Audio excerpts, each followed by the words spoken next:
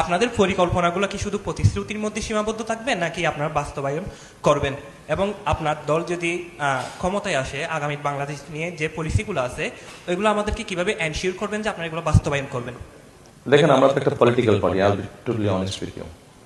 আমি আজকে বললাম একটা, কিন্তু করলাম না। পরশু কিন্তু আপনি আমাকে ধরবেনই। আপনি যদি এবার আমাকে ভোট দেন, পরের বার আপনি ভোট দিবেন না আমাকে, ব্যাপারটা তাই না? তো আমার বেনিফিটটা কি? আপনাকে আমি আমি ব্যাপারটাকে দেখি এইভাবে, মানে একজন মানুষ হিসেবে আমি ব্যাপারটাকে দেখি এইভাবে।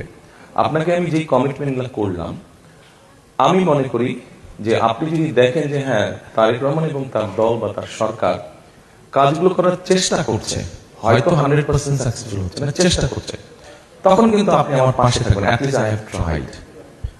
আর আমি যদি না করি সেটাও আপনি বুঝতে পারবেন।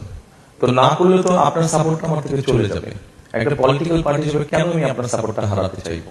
মানে এটা লজিক মেক করে না। তো আমি চেষ্টা করবো, পারবো কি পারবো না সেটা হচ্ছে পরের কথা, কিন্তু আমি যে কমিটমেন্টটা দিয়েছি সেটা চেষ্টা করবো।